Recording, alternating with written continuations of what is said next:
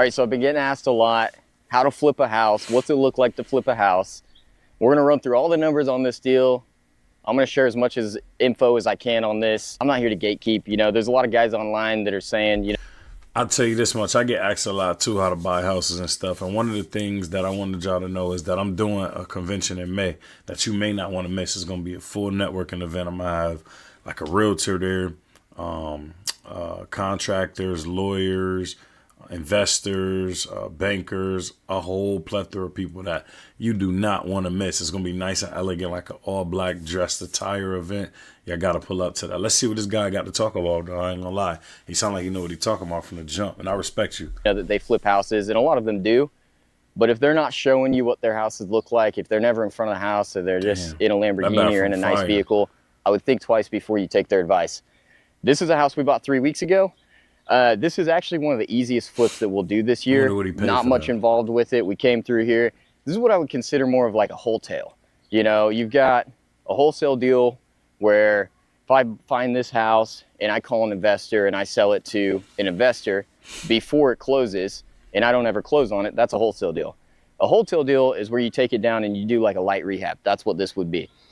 Okay. So I honestly, personally, I never heard of a hotel deal.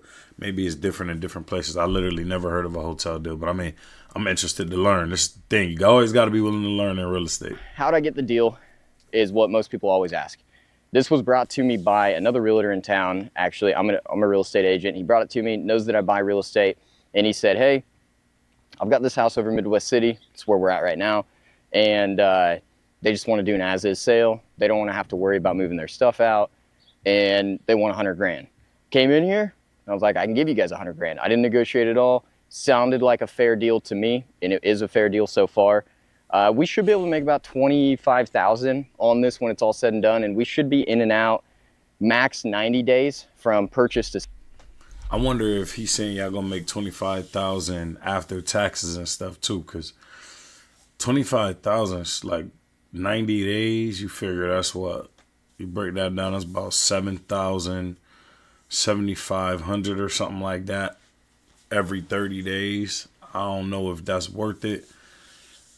It's much more room for margin there. I would have probably negotiated that deal, but let's just see what he got to say.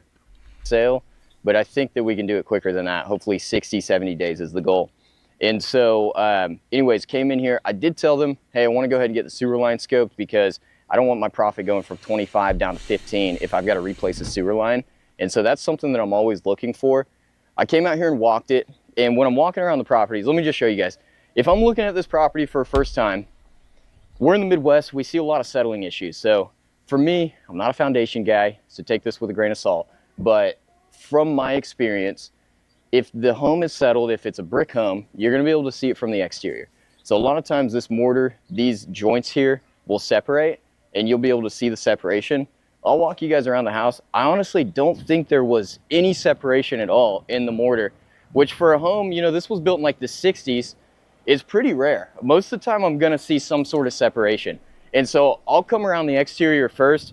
I'm looking at the stem wall, which this is on a slab, but you're gonna have a stem wall either way. So I'm looking at the stem wall, seeing if there's any major cracks. And so coming around. I say this, when I see a brick house, that's like golden for me. I know I really don't got to do no siding at most. I probably just got to paint it. You know what I'm saying? Brick houses is like damn near gold in real estate. Around here, you can see like a real hairline crack right here, but that doesn't even step down, so I wouldn't consider that settling. A lot of times these kick out boards, I don't know the actual name for them, but these kick out boards where they're mitered out and they meet at the corners, you'll see that they'll start to come apart, and that's where like the home is settled a little bit. And a lot of times it is when you don't see any gutters. There's no gutters on this house. What happens, we have clay here in Oklahoma, so you can see like right here, it's starting to erode the ground. And you can actually see, this is how powerful water is. It's eroded this concrete away a little bit. Damn. This, you know, for another 100 years, this would start to chip away this concrete. But anyways, it gets wet on one side of the house. It's not wet on the other side of the house. They start to shift when you're on a clay, you know, substrate like we are. So with that being said, you have to know your market. Some areas are going to have settling issues. Some areas aren't. Oklahoma is prone to a lot of foundation issues. And so that's something that will make or break a deal. I'm looking all the way across the brick. In this case, like I said, okay, here we go. Little bit of settling here. So you can see we've got a little bit of separation. This doesn't necessarily concern me. Once again, I'm not a foundation guy, but this isn't enough for me personally to get my foundation company out. Not at all. May need a couple piers, might be $1,000, couple $1,000. But if there was a wide gap here where I could fit like my finger through it, then I'm gonna be pretty concerned. I'm gonna get my structural engineer out here, I'm gonna get my foundation company out, and we'd look at it from there. Sewer lines are super important. This is a sewer clean out. If you don't know what it is, this is where all your waste goes. We're in the city, so typically you're gonna have one of two things. You're going to have a septic tank. If you're like out in the country, if you flip houses in the country, you'll have a septic tank. Those can get pricey. You wanna make sure if you're looking at a property on a septic tank that you look at the septic to make sure that there's nothing wrong with it. Or when you're in the city, this just drains to a city main somewhere around here. I don't know where this one's at exactly, but I did have my plumber come out here. He scoped this. We had no issues with it. Something to know about me as well is most of the houses I flip are often in the city. I like to give people like a that can pretty much only afford houses in the city a nice house. You know what I mean? Somewhere that they're able to still afford. All right, and I still am able to make profit from it because at the end of the day, I still do got to feed my family and be able to do another deal to help someone else. I'll open this up. A lot of times they don't lift like this, but, and look, I just got leaves up in there. You definitely don't want to reach down in here typically. But what they'll do is they'll stick a camera in there and check it out, make sure, you know, we got a tree right here, so we want to make sure that there's no roots growing into the sewer line. Stuff like that can make or break a deal that you're flipping. And a lot of guys who haven't flipped a couple houses and have gotten bent on having to replace the sewer line, you wouldn't know that. So definitely ask about the plumbing. Windows, you know, we'll touch on windows real quick. Typically you're gonna see three types of windows primarily. Wood windows, which I typically factor to replace because they have no insulation. A lot of times they're chipped, you can't barely open them. You're gonna have aluminum windows like this, which for a home under 150, 175,000, I'm just keeping the aluminum windows. Okay. They don't really go bad necessarily, but they're not really good for insulation. They're not like vinyl windows, which a lot of people use. What's up, brother? Yes, sir.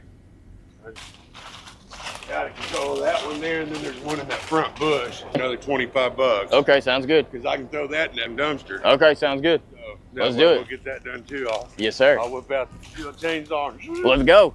get her taken care of. All right, thank you, Larry. We'll get you Jim. Oh, Jim, sorry. That's twice I've done that. Hey, I've been called a lot worse. Hey, my bad, Jim. Hey, we shot you a text, so just shoot us a text when you do When I that. get it done, Yes, sir. That, and I'll show you some pictures. I'll take you some pictures of it and show you. Okay. It looks good, man. Okay, sounds like a plan. Have a good weekend. We talked to Larry a couple minutes ago. He is going to mow the yard for us. He's the neighbor. And I typically like to actually talk to the neighbors. I introduce myself to him. Nice people. They'll watch the property. It's vacant around here. You don't want people coming up in, you know, depending on where your property's at, you don't want it getting vandalized or anything. Yeah, but he's going to do some mowing because it's a little out of control right now. We've had a lot of rain. But back to the windows, aluminum windows. You know, they're not great. They're not horrible. Windows are expensive. Yes, and so technically, yeah, should I be replacing them? The best thing to do would be to replace them. But aluminum windows are fine. You know, they do the job. They're just not the best for insulation. And so the best you can have is going to be vinyl windows. And vinyl windows are typically anywhere on the low end from $150 to $350 per window. At and least. then for me, That's I at typically least, pay, bro. if I'm going to replace a window, I'm going to pay $150 to $200 per window to replace a window, do any framing that we need to do, etc. And so that's this valid. house here, That's not bad. 3-bed, 1.5 bath, 1-car garage. I bought this at $100,000. The rehab I had at $15,000, which we should be like right at 15. We're at 10 right now. I'll pull up the numbers here in a few. And our exit is $155,000. And so let's roll in, check this out real quick. When I'm rolling in, we came in through the garage when I first bought this place. I'm looking just generally, I'm going to look at the garage door. Garage door works. You can tell that that's somewhat of a newer garage door opener. Hot water tank. I don't love this. They've these older homes, this was up here and somebody got lazy When they replaced it, which it's a new hot water tank, but when they replaced it, they brought it down here. And so I may get called out on inspections on this, but really it's not that big of a deal to move a hot water tank around, for my guys at least. And so I'm gonna wait, and if the buyers want it moved, we'll move it, we'll put it back up in the attic if they want. It's just kind of a pain in the butt to work on them. Before he even go in the house, I want to stop and say that when you evaluating deals, one of the things you can do is get next to a realtor. That's like a very smart thing to do. A realtor will be able to help you get some ARV numbers, which is the after repair value. All right. So let's say he bought that house at 80,000 and he put 15,000 in it. That's 95,000, right? Now his realtor will tell him, yo, other houses, I think he said it's 2 bedrooms or 3, 1, whatever it is, the realtor can look up comps and be able to let you know, like, yo, houses over here are going for 155, like he said, but I just don't know if he got that from a realtor. I'm sure he did, but you know, they might tell you 160 or whatever the case may be. Let's say he does get the 160 that the area calls for. You also got to incorporate that you're going to pay 6% in realtor fees, which the seller ends up paying. So you do 6% of 150, what's that, 9,000, and then you add a couple more dollars because you sold it for 160, right? So you take from that 160, just say take 10,000, take 10,000, 150, just say 5,000 in attorney fees, title, abstract, and all that. You at 145, and if you was only in 95, that's not that bad. I guess you make about 50,000. All right, so I definitely wanted to point something like that out, but I'm gonna do a part 2 and part 3 on this video. Dude, I really appreciate you doing this for the people, and even myself being able to react and seeing how other people do things in different geographics of the world. All right, so this is super dope.